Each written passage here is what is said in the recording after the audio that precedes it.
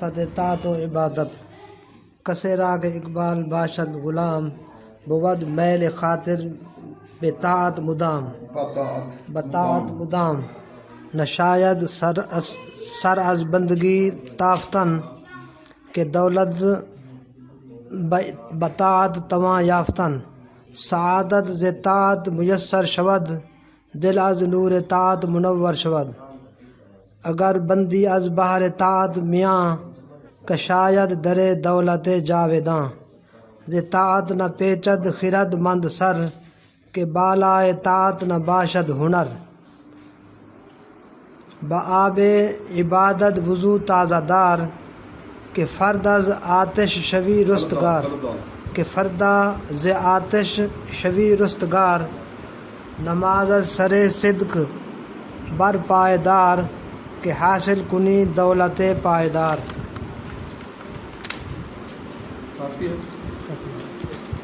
بسم اللہ الرحمن الرحیم۔ آج 5 جولائی جی بروز اتوار، سبق نمبر 15 کریمہ شیخ سعدی، عنوان ہے در صفت طاعت و عبادت۔ اطاعت اور عبادت کی تعریف کے بیان میں طاعت لکھا ہے، اطاعت یہ اس کا مخفف ہے، اطاع یطیع، اطاعت مطیع فرما برداری کرنا، عبادت دونوں چیزوں کا ذکر۔ حضرت شیخ سعدی رحمۃ اللہ علیہ فرماتے ہیں کسے را کے اقبال باشد غلام، اس کو طالب علم کئی پڑھ رہے ہوتے ہیں باشد، یہ غلط ہے، باشد جس شخص کا بخت غلام ہو جائے، بخت غلام بن جائے۔ اقبال آتا تو دیر سے ہے، ایک ہے ادبار، اقبال کے مقابلے میں کیا ادبار، بدبخت ہونا، مدبری۔ ایک ہے اقبال، بخت والا ہونا، اقبال یقبل، اقبال کا معنی متوجہ ہونا، پھر مقبول، قبولیت بھی کاف با لام اسی سے ہے، ٹھیک ہے نا جی۔ تو اقبال بڑی دیر سے، جیسے علامہ اقبال صاحب کو بھی استاد نے کہا تھا نا، اقبال تو دیر سے آتا ہے، اقبال آتا ہی دیر سے ہے کہ نصیبہ چمکانا اس کی مثال ہے اوپر کی طرف چڑھنا، اور بدبخت بننا ہو تو اوپر سے نیچے گرنا زوال کی طرف۔ بدبخت بننے کے لیے دیر نہیں لگتی، انسان بروں کی صحبت میں گیا بدبخت بن گیا، نیک بخت بننے کے لیے بڑی محنت، یہ اوپر کی طرف جس طرح جانا ہوتا ہے نا سیڑھیوں پہ، تو پھر سانس بھی پھول جاتی ہے، تکلیف ہوتی ہے، آسان کام نہیں ہے۔ تو حضرت شیخ صاحب فرماتے ہیں، شیخ سعدی رحمۃ اللہ علیہ، کسے را جس شخص کا کہ جو نصیبہ ہے، بخت ہے، وہ غلام بن جائے۔ ایک ہے ہمارے عرف میں بخت، اکثر بخت دروازے بھن دے آندا پہ، ڈاڈا بخت ہے، نہ نماز ہے، نہ روزہ ہے، نہ قرآن ہے، پیسہ بہت ہے، ہر سال ہی آگے زمین، یہ کاروبار بڑھ رہا ہے، اس کو لوگ کیا کہتے ہیں، بخت کہتے ہیں۔ یہ نصیبہ، یہ بخت نہیں اصل میں، جس بخت کی آپ تعریف کریں۔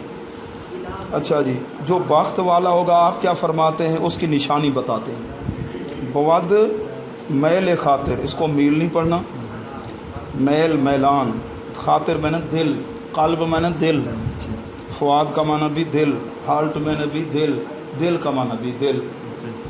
بود میل خاطر، دل کا میلان ہوگا بطاعت، اطاعت کی طرف، مدام، ہمیشہ وہ اللہ اور اس کے محبوب کی فرما برداری میں لگا رہتا ہے۔ یہ ہے نصیب والا، بخت والا یہ ہے، ٹھیک ہے نا۔ جو اللہ اور رسول، اس کے رسول کا مطیع نہیں، فرما بردار نہیں، تو وہ بخت والا نہیں۔ نمبر 2، دوسرا شعر، نہ شاید سر از بندگی تافتن، تافتن کا معنی پھیرنا، موڑنا، اس کا تعلق سر کے ساتھ ہے، بندگی میں نہیں عبادت، اللہ کی عبادت یا بندگی سے منہ موڑنا، ٹھیک ہے، یہ مناسب نہیں، نہ شاید مناسب نہیں، وہ بندہ اور بندگی نہ کرے۔ زندگی آمد برائے بندگی، زندگی بے بندگی شرمندگی، اس کی وجہ کہ تعلیلیہ بناؤ، کیونکہ دولت بطاعت تواں یافتن، ایمان کی دولت ہو، اخروی دولت جنت ہو، اطاعت کی وجہ سے تواں یافتن ممکن ہے پانا، وہ ملے گی اطاعت. اگر اطاعت نہیں تو پھر ٹھیک ہے نا جی. تو آگے تیسرے شعر میں آپ فرماتے ہیں سعادت. سعادت کا معنی خوش بخت ہونا. اس کی ضد کیا ہوگی؟ بدبخت ہونا، خوش بخت ہونا.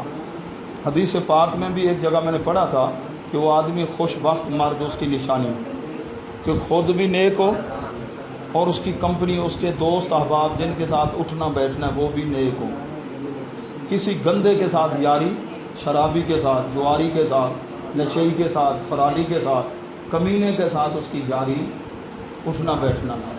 خود بھی نیک ہو، اس کے نمبر 2 اس کے دوست احباب بھی نیک ہوں، نمبر 3 اولاد بھی نیک ہو، اس کی اولاد بھی کیا ہو؟ نیک ہو. نمبر 4 اللہ نے اس کو رزق اس کے علاقے میں دیا، لوگوں کی خدمت کا جذبہ بھی. 4 صفتیں جس کے اندر ہیں یہ کیا ہے؟ خوش نصیب یہ مرد ہے، مسلمان مرد. خوش نصیب عورت کی 4 نشان: خوش نصیب، خوش بخت، سعادت مند. نمبر 1 صوم و صلاۃ کی پابند ہو. نمبر 2 اپنی نماز کی پابند ہو. نمبر 2 رمضان شریف کے فرضی روزوں کی پابند ہو. نمبر 3 اپنی عزت کی حفاظت کرنے والی. نمبر 4 اطاعت بعلہا، اپنے خامد کی فرما بردار ہو. جس مسلمان خاتون کے اندر یہ 4 صفتیں ہوں گی وہ سعادت مند اتنی بخت والی ہے. قیامت کے روز حدیث پاک کا مفہوم ہے بہشت کے 8 دروازے اس کے لیے کھلے ہوں گے. 8 دروازے اس کے لیے کھلے ہوں گے. یعنی جہاں اطاعت ہے وہاں اطاعت کی وجہ سے ہی خوش بختی ہوتی ہے. یہ ہے کہ ہو نافرمانی اور کہے میں خوش بخت ہوں، وہ سعادت مند. سعادت ذات میسر شواد، میسر میں نے حاصل، شواد شدن مصدر سے مضارع کا صیغہ ہے، واحد غائب. اگر میں لگا دیں تو پھر فعل حال بن جائے گا. اچھا جی، تو خوش بختی فرما برداری کی وجہ سے حاصل ہوتی ہے. ہو نافرمان، جس طرح آج کل اولاد نافرمان ہوتی ہے. پیر صاحب فوت ہو گئے، اولاد جب زندہ تھے تو نہ اطاعت کی نہ بات مانی. اب کیا ہے جی؟ وہ مسند پہ بیٹھے ہیں. ٹھیک ہے نا جی، ساری جی امانتیں یہ سب کچھ جی حضرت میں ولایت آ گئی. زندگی کے اندر اپنے باپ کو ستاتے رہے. ہاں، عالم کا بیٹا ہے، پیر کا بیٹا ہے، مولوی کا بیٹا ہے، فرما برداری نہیں کی. اب جو ہے نا وہ ہر چیز کا، ولایت کا بھی وارث، علم کا بھی وارث بنا بیٹھا ہے. ایسے نہیں جی. ہاں سعادت یہ طاعت میسر شواد، دل از نور طاعت منور شواد. اطاعت و فرما برداری کے نور سے دل روشن ہوتا ہے. نماز پڑھے اور دل روشن ہی نہ ہو تو نماز قبول نہ ہوئی نا. قرآن کی تلاوت کرے اور دل روشن نہ ہو، اللہ کا ذکر کرے اور دل روشن نہ ہو. ٹھیک ہے، دین کی کتابیں سبق بھی پڑھے اور دل روشن نہ ہو، زندگی میں انقلاب پیدا نہ ہو، اندر ہلچل ہی نہ مچے، شوق و ذوق نہ بڑھے، تو اس کا مطلب ہے اسے فائدہ. پانی پیو گے تو پیاس بجھنی چاہیے نا، کھانا کھاؤ گے تو بھوک ختم ہونی چاہیے نا. تو اس لیے اطاعت جس وقت کرتے ہیں اللہ اور اس کے محبوب کے فرما برداری، تو اس سے پھر نور پیدا ہوتا ہے. وہ نور کہاں؟ پہلے دل میں آتا ہے. جب دل میں نور پہنچتا ہے پھر آنکھوں میں بھی، دماغ کے اندر بھی نور آتا ہے. زبان سے جب بولیں گے تو لفظوں میں بھی نور ہوگا، لفظوں میں بھی. پھر وہ نور آہستہ آہستہ جسم کے اندر اور جگہ سرایت کرتا رہتا ہے. پھر جہاں یہ جس کا دل منور ہوگا، جہاں جا کر بیٹھ جائے گا وہاں بھی روشنی ہوگی. اس کی تقریر میں بھی لوگوں کو روشنی ملے گی. لوگ تقریر سنیں گے تو زندگی میں انقلاب آئے گا. اور اپنے اندر ہی اندھیرا ہو، صرف لفظ ہی لفظ ہوں، تو پھر لوگوں کے دل بھی کالے ہوں. سمجھو، دل از نور طاعت منور شواد. جو خود مولوی نماز نہ پڑھے اور ممبر پہ بیٹھ کر گج وج کے تقریریں سنائے، لوگ اس کی تقریر سن کر نمازی بنیں گے؟ خود لاکھوں پتی اور زکوٰۃ دینے کو اپنے لیے کیا ہے، ٹھیک ہے نا جی، ہاں، اس کی پرواہ ہی نہ کرے، تو اب وہ لوگوں کو کہے کہ زکوٰۃ فرض ہے، زکوٰۃ فرض ہے، تو اس کے کہنے کا کوئی اثر ہے؟ ٹھیک ہے نا. پہلے خود آپ عمل کریں. دل از نور طاعت لما تقولون ما لا تفعلون. اطاعت کے نور سے پہلے خود اطاعت کرو. تو ہمارے اکابر کا یہ طریقہ تھا، لوگوں کو نصیحت بعد میں، پہلے خود پہ عمل کرتے تھے. صوفی برکت علی لدھیانوی صاحب نے بھی ایک کتاب لکھی حدیثیں، کہتے ہیں ہر حدیث پر عمل کیا پھر اس کو لکھا. حدیث پہ عمل کیا پھر اس کو لکھا، حدیث پہ عمل کیا اس کو لکھا۔ اب دیکھو نا، گوڑ کھانا کوئی جرم تو نہیں۔ سبع سنابل شریف میں میں نے پڑھا، حضرت مولا علی رضی اللہ تعالیٰ کے پاس ایک آدمی آیا، میرے بچے کو سمجھاؤ یہ گوڑ زیادہ کھاتا، فرمایا صبح لانا اس کو۔ دوسرے دن لے گئے تو فرمایا بیٹا گوڑ نہ کھایا کرو، دانتوں کو نقصان۔ اگر حضرت آپ نے اتنا ہمیں پینڈ آیا سفر کرایا، کل ہی فرما دیتے۔ فرمایا کل ہم نے خود کھا لیا تھا، یعنی اتنا احساس ہوتا تھا، اتنا۔ ٹھیک ہے نا جی۔ اب تو وہ دوسروں کو تو پتہ نہیں کیا کچھ سمجھا رہے تھے، اور خود اوروں کو نصیحت، خود میاں فصیحت۔ آپ لڑ دی ویندی ہے تو بیاں کو متی کہیں آکھا چلو بیاں کو مت ڈتی ویندی جو این لڑی نقصان ہی تھی، سمجھے۔ دل از نور اطاعت منور شود، اطاعت کے نور سے دل کیا ہوتا ہے بھائی؟ روشن۔ نماز پڑھو دل میں روشنی، ٹھیک ہے نا، کل روشنی زیادہ ہونی چاہیے، اس سے اگلے دن روشنی، اگلا مہینہ آئے تو روشنی کریمہ جب مکمل ہو تو روشنی بڑھتی جائے، پاندنامہ جو سبق آگے آتا جائے، روشنی دل کی، آپ کا شوق ذوق روزانہ بڑھنا چاہیے۔ پھر یوں سمجھو کو فائدہ ہو رہا ہے، یوں سمجھے فائدہ ہو رہا ہے کہ اگر بندی ایک ہوتا ہے بندی، ایک ہوتا ہے دو بندی، ٹھیک ہے نا، بندی، اچھا جی، بندی بھی کئی معنی میں، ٹھیک ہے نا، بند سے، اچھا، از باہر اطاعت، از باہر فار کے لیے، فرما برداری کے لیے اگر تو بند کرے گا، میان میں نے کمر، ایک تلوار جہاں رکھتے ہیں نا، تلوار نیام کو کہتے ہیں میان، ادھر میان کا معنی ہے کمر، ٹھیک ہے نا، ادھر میان بستہ اکٹھا ملائیں گے، مصدر مرکب ہو جائے گا، کمر بستہ ہونا، کسی کام کے لیے تیار ہو جائے گا۔ اگر اطاعت کے لیے تو کمر بستہ ہو جائے گا، نماز کو چھوڑنا، قرآن کی تلاوت کو ناغا، درود شریف متعین کرو، روزانہ میں نے 1000 مرتبہ درود شریف پڑھنا ہے، 24 گھنٹے میں 1000 مرتبہ درود پاک پڑھنا ہے، استغفار پڑھنا ہے، قرآن کی تلاوت اتنی کرنی ہے، پھر اس کو ناغا نہیں کرنا، جیسے روٹی کو ناغا نہیں کرتے ہو، پانی پینے کو ناغا نہیں کرتے ہو، ٹھیک ہے نا جی۔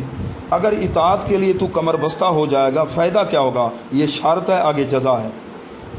کشاید در دولت جاویداں، ہمیشہ ہمیشہ والی دولت کا دروازہ کھل جائے گا، جنت کا دروازہ، جنت آپ کے انتظار میں ہوگی، حوریں بھی انتظار کریں گی۔ ادھر اگر بیوی ستائے گی تو وہاں سے حور بولے گی تیرے پاس تو تھوڑے عرصے کے لیے، کیوں اس کو پریشان کر رہی ہے، پھر تو یہ میرے پاس آ جائے گا، سمجھے ہو نا، جنت کے۔ اس لیے بیوی کو ادھر خامد کو ستانا نہیں چاہیے، نہ خامد ستائے۔ اس جمعہ پر میں نے بیان کیا تھا کہ بیوی کو خامد کے لیے کیسا ہونا چاہیے، 9 چیزیں بیان کی۔ آئندہ جمعہ میں نے کہا، پھر میں آئندہ جمعہ بتاؤں گا، یہ تو تقریر ہے گھر سنانے کی، یہ محفوظ کر لو۔ آئندہ جو ہے نا آپ کے لیے ہوگی کہ خامد کو کیسا ہونا چاہیے، آئندہ یہ جو جمعہ آئے گا جمعہ پر، ٹھیک ہے نا، جمعہ پر تو آپ ہوتے نہیں ہیں پھر۔ اچھا، زیطاعت، اب شعر نمبر 5، نہ پیچد خرد مند سر، کہ بالائے طاعت نہ باشد ہنر، فرما برداری سے جو عقل مند ہے وہ منہ نہیں پھیرتا، سر نہیں پھیرتا، منہ نہیں موڑتا، اعراض نہیں کرتا، اعرض یعرض، فرما برداری سے۔ اللہ کی فرما برداری سب سے زیادہ اللہ کا۔ پھر دوسرے نمبر ہمارے آقا و مولا حضور صلی اللہ علیہ وسلم کا حق، پھر اس کے بعد جس طرح صحابہ، اہل بیت، ائمہ کرام، والدین کا حق، اساتذہ کا حق، ٹھیک ہے نا، تو ہمسایہ کا حق، اللہ کے حقوق، بندوں کے حقوق، یہاں تک کہ جانوروں کے حقوق، ٹھیک ہے نا جی، جو اللہ تعالیٰ کی اطاعت، تو اللہ کے پیارے محبوب کی اطاعت۔ حضور غوث پاک رضی اللہ تعالیٰ نے اپنے مرید کو اجازت عطا فرمائی، فرمایا نہ خدائی دعویٰ کرنا نہ دعوی نبوت کرنا۔ وہ حیران ہو کے عرض کرنے لگے، حضور آپ کا مرید ہوں، فیض دیا ہے، کیا آپ کو توقع ہے میں خدائی دعویٰ کروں گا؟ آپ نے فرمایا جب اللہ کا فرمان تیرے سامنے آتا ہے پھر اپنی مرضی نہیں کرنا۔ اب دیکھو قرآن میں نماز کے بارے میں، زکوٰۃ کے بارے میں، والدین کے بارے میں، ہمسایہ کے بارے میں سارے نیک اللہ کے فرمان موجود ہیں نا، نصیحت زندگی کیسے گزارنی ہے۔ پھر اپنی مرضی کرو گے تو گویا کہ تو نے خدائی دعویٰ کر دی۔ اس انداز سے آپ نے سمجھایا، جب اللہ کے محبوب کا فرمان تیرے سامنے موجود ہو اس کی مخالفت نہ کرنا، پھر اسی کو اختیار کرنا، اسی پہ عمل کرنا، سمجھ رہے ہو؟ اس انداز سے آپ نے سمجھایا۔ اطاعت سے عقل مند تو سر نہیں پھیرے، یعنی منہ نہیں موڑتا، کیونکہ اطاعت سے بڑھ کر کوئی ہنر نہیں، سب سے اچھا، ٹھیک ہے نا جی، حکم ہو جائے۔ کبھی ایسے ہوتا ہے بزرگوں کی بارگاہ میں، ٹھیک ہے نا جی، تو مریدین یا شاگرد اٹھنا شروع، استاد جی یا مرشد کہتے ہیں بیٹھ جاؤ بیٹھ جاؤ، اب کیا کریں، اٹھیں یا بیٹھے رہیں؟ ایک امر ہے ایک ادب ہے، ایک امر ہے ایک ادب ہے۔ تو الامر فوق الادب کبھی ہوتا ہے، کبھی ہوتا ہے الادب فوق الامر۔ اگر آپ اپنے شیخ یا استاد کے اس فرمان کے خلاف عمل کرتے ہیں، اس میں ان کی زیادہ عزت افزائی ہے، تو اب ہم کہیں گے الادب فوق الامر۔ جیسے صدیق اکبر واپس پلٹ آئے تھے، امر کیا تھا، مصلی پہ کھڑے، سمجھے ہو؟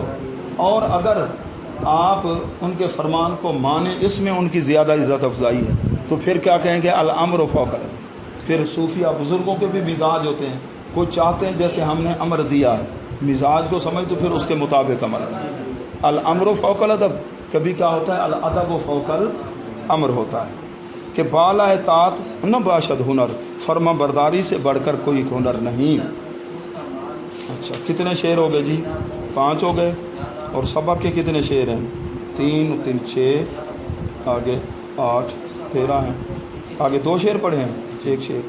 بآب عبادت وضو تازہ دار، بآب عبادت وضو تازہ دار، سبق پڑھ رہے ہیں نا، وضو کے ساتھ ہی بیٹھے ہیں نا جی۔ اس تعلیم کا اور کالج میں جانے سکول میں فرق ہے نا، ادھر وضو کی مدرسے میں جا کر سبق پڑھو گے، پہلے کیا کرو گے، وضو کرو گے، وضو کرو گے وضو کے ساتھ۔ بآب عبادت وضو تازہ دار کہ فردا ز آتش شوی رستگار۔ اچھا آب کے شروع میں کیا لفظ ہے، بے، ادھر بمانا برائے، میں نے بتایا نا با کے 32 معنی، ایک برائے بھی ہے۔ آب ٹھیک ہے نا، آب کا معنی تو پانی ہے، ٹھیک ہے نا، ادھر معنی عزت ہے۔ اور ایک ہے اردو کے اندر محاورہ آب ہونا، کیا معنی جی، پانی یعنی شرمندہ ہونا، آب ہونا۔ پانی پانی کر گئی کلندر کی مجھے یہ بات، تو جب جھکا غیر کیا، نہ تن تیرا نہ من تیرا، ٹھیک ہے نا۔ آب کا معنی پانی، آب میں نے رونق، آب میں نے عزت، با کا معنی علم۔ ادھر عبادت کی عزت یا رونق کے لیے وضو کو تازہ رکھ، جب بھی تو کریمہ کا مطالعہ کرے عبادت سمجھ کے، ٹھیک ہے نا، وضو کر کے۔ بلکہ ہمارے جو کاغر تھے نا طالب علمی دور میں بھی بغیر وضو کے کتاب کو ہاتھ ہے، حالانکہ قرآن مجید کے لیے تو یہ فرض ہے نا، بغیر وضو کر کے ہاتھ لگاؤ، ٹھیک ہے نا، اور کتابوں کے لیے یہ فرض نہیں ہے وضو۔ لیکن وہ اتنا ادب کرتے تھے کتاب کو پڑھنے سے پہلے وضو کرتے، وضو کے بغیر کتاب کو ہاتھ ہی۔ اس لیے پھر علم کے اندر کیا ہوئی ترقی ہوئی، کیا بن گئے، امام اعظم ابو حنیفہ، امام شافعی، امام محمد بن حسن شیبانی بن گئے، امام ابو یوسف بن گئے وضو کے ساتھ۔ اور ہماری عربی کتابوں پر حاشیے ہوتے ہیں ٹیڑھے لگے ہوئے، حضرت خواجہ قمر الدین سیالوی رحمۃ اللہ علیہ اتنا ادب فرماتے ہیں، حاشیہ ادھر ہے مثلا ٹیڑھا لگا ہوا ہے، وہ کتاب کو نہیں موڑتے تھے، اس کو بھی خلاف ادب سمجھتے تھے، خود ادھر موڑ کر آ کر بیٹھتے، پھر ادھر آ کر بیٹھتے، سمجھے ہو؟ مطالعہ کا معنی ہے جھانکنا، آپ کتاب کی طرف جھانکو گے پھر کتاب آپ کو فیض دے گی، سمجھ رہے ہو جی؟ ہاں اس کے اندر ہے۔ تو عبادت کی رونق کے لیے وضو کو تازہ رکھ۔ فرماتے ہیں سید مخدوم جہانیہ جہاں گاہ رحمۃ اللہ 360 اولیاء سے ملاقات ہوئی، میں نے ہر ایک سے عمل پوچھا جس میں روحانی طاقت بڑھے، روحانی مقام بلند ہونا چاہیے، ہر ایک نے فرمایا وضو کو قائم رکھنا، وضو کے ساتھ رہنا، رات کو سونے سے پہلے بھی وضو کر دیں۔